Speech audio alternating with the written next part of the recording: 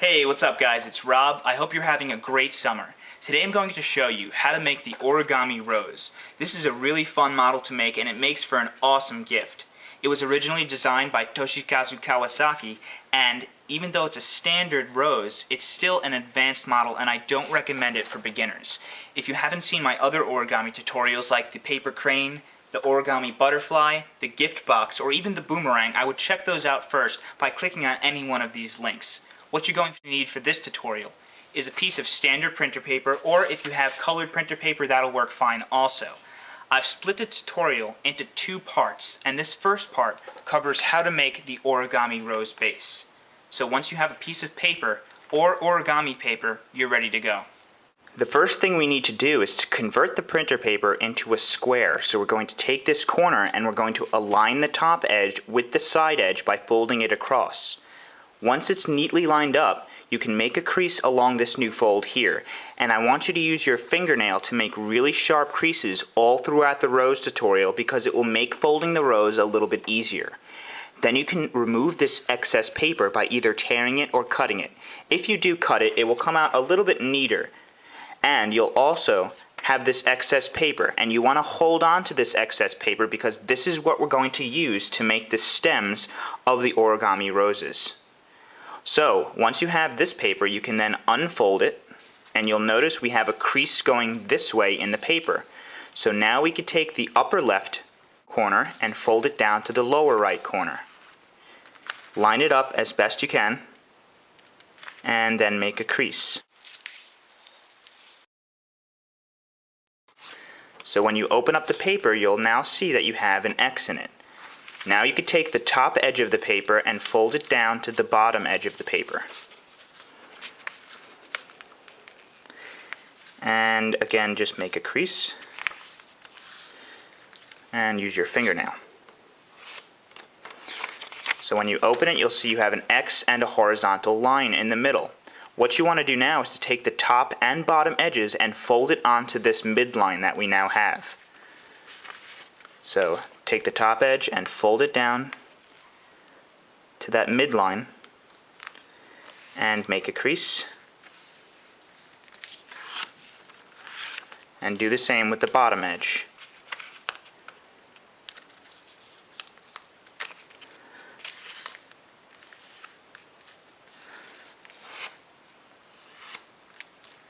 So when you unfold it, you'll now see that we have 4 horizontal sections.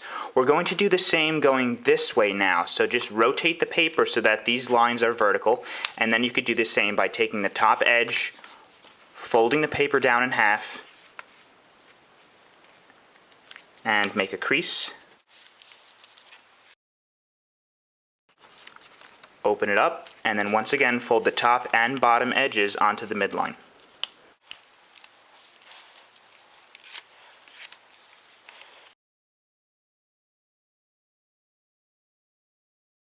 So once you unfold now, you will notice that you have an X in the paper, and you also have 16 squares in the paper as well.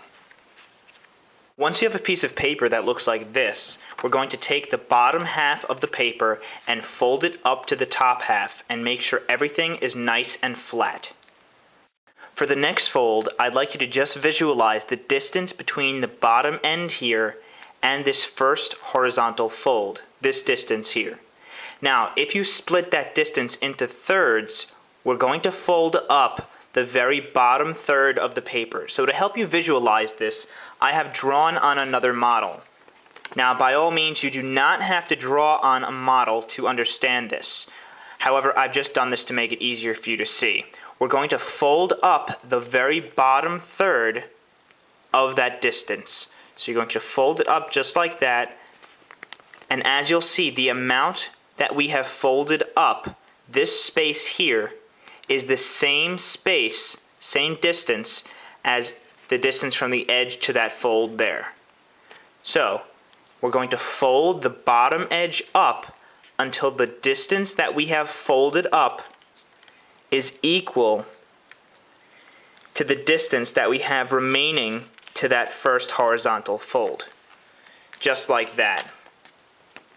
So as you'll see, it's about the same, this distance is about the same as the distance that we have remaining. So it looks like half and half. Okay? Then you can make a crease along that new fold. And then you can unfold everything. And as you'll see, we now have those two new folds here. Now we're going to do the same the other way. So just rotate the paper, take the bottom half, fold it up to the top half, and then again we're going to fold the bottom edge up.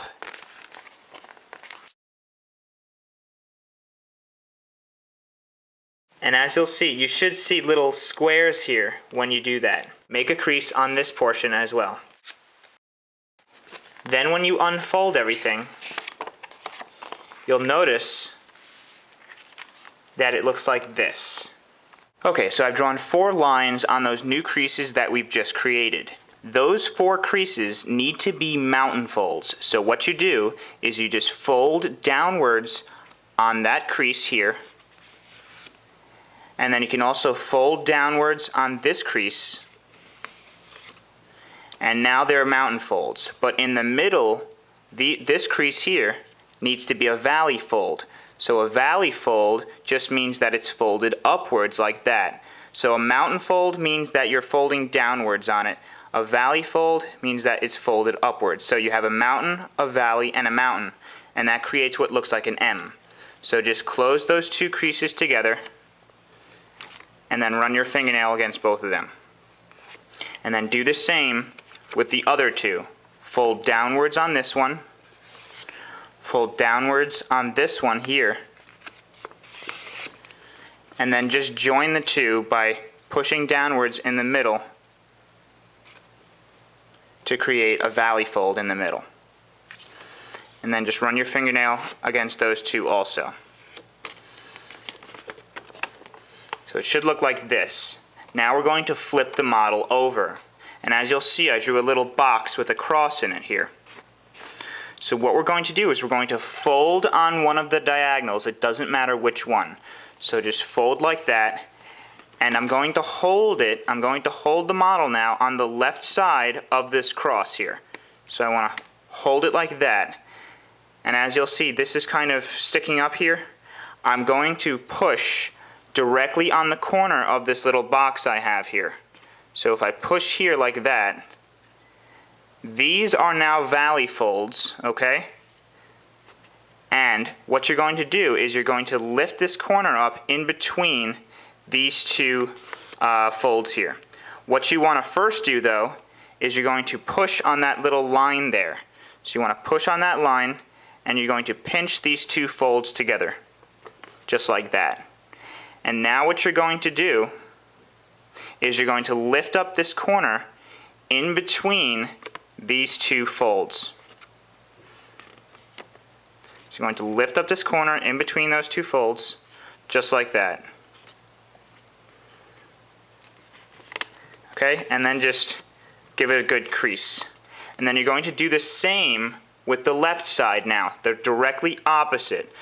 So as you'll notice, you can't really push there if it's not open. So what you do is you're just going to push outwards on it like this. And then all you need to do is to poke or push on the corner of this little box there. You might need to just unfold some parts of it if it gets a little wrinkled. So it should look like this. And then you're going to push right in the corner and you're going to squeeze these 2 edges together now. Make sure that these are valley folds in the corner. And then what you need to do is you just need to lift up this corner in between those 2 folds like that.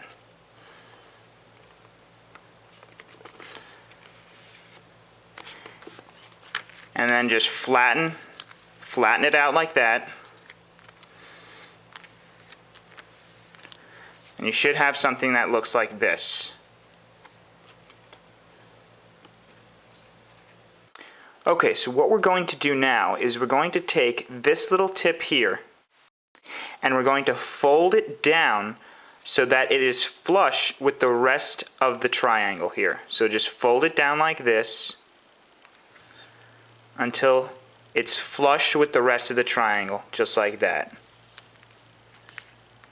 Then you can unfold it, and then we're going to take the tip and we're going to fold it directly onto that line, onto that fold that we just made. So just take the tip and fold it down like that,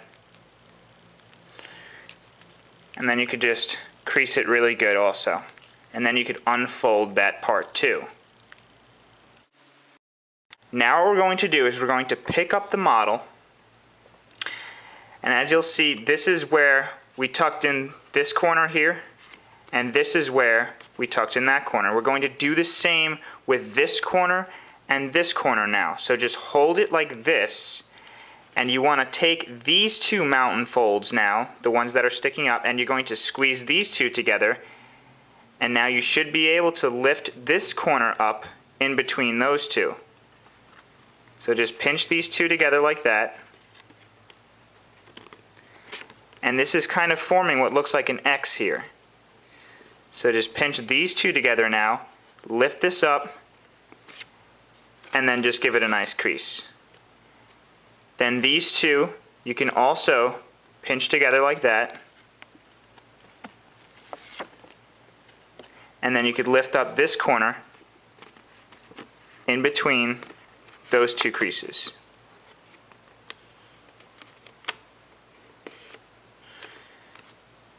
So when you're done, you should have something that looks like this.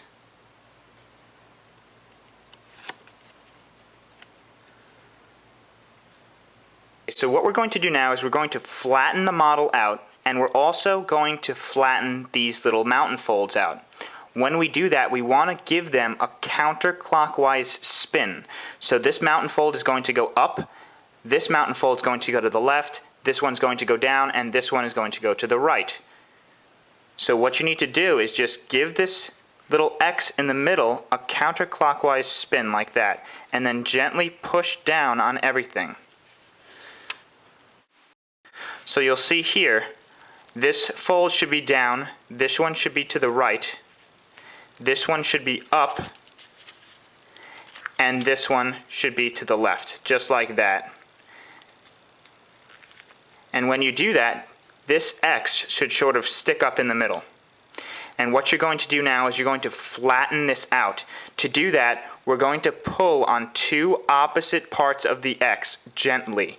So just gently push down on it like this,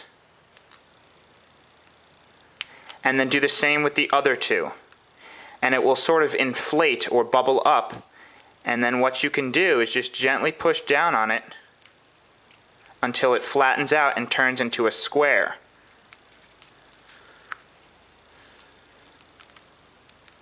So just push on that. It doesn't matter if it's a little wrinkled, it's not going to make a big difference in the end. But try to get it as neat as possible and flatten it out. So it should look something like this. So this is known as the rose base. And now you have these flaps flattened out. Remember, they're going in a counterclockwise direction.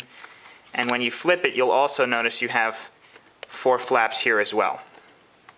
Thanks for watching part 1 of my tutorial for the origami rose. I hope you found it helpful and that you were able to complete the rose base. To get to part 2, all you need to do is to either click the link on my hand or click one of the links in the video description or series playlist above. Before you go, don't forget to leave me a comment below. Any questions, feedback, or video responses, post them below and I'll be sure to take a look at them. Also, if you enjoyed the video, give me a thumbs up by clicking the like button down to the left. And if you want to follow my videos or subscribe for further notification, all you need to do is to click the subscribe or follow button above.